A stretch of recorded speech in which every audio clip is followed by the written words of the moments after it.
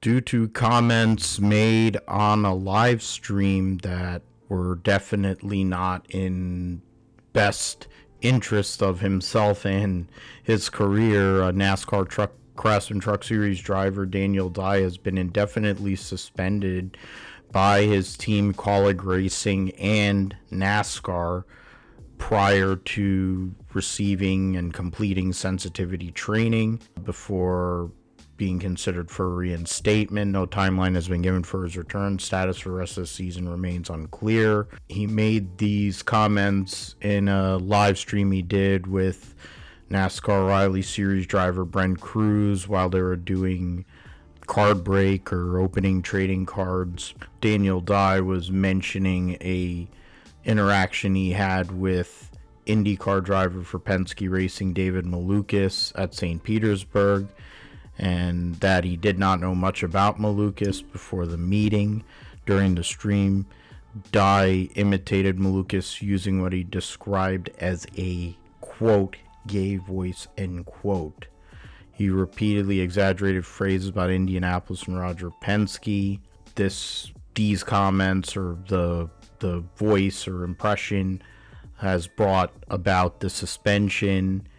Colleague Racing responded first and said the suspension was effective immediately, and then NASCAR has the indefinite suspension afterwards. Daniel Dye in the past has been suspended temporarily from the ARCA series back in 2022 when he was in high school. He was arrested on a felony battery charge after an incident involving a classmate, which involved him physically assaulting and hitting that classmate in a particular part of the body that is not ideal.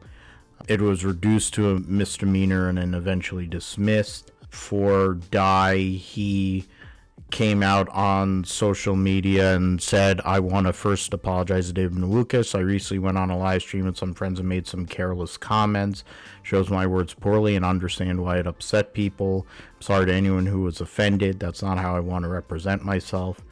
I have some close friends in the LGBTQ plus community who I would never want to feel less of themselves because of what I said, and that exactly why I should hold myself to a higher standard. In talking with them, I realized that a true friend would know better than to act the way I did, and for that I need to be a better friend. What I said doesn't reflect how I feel about them or anyone else.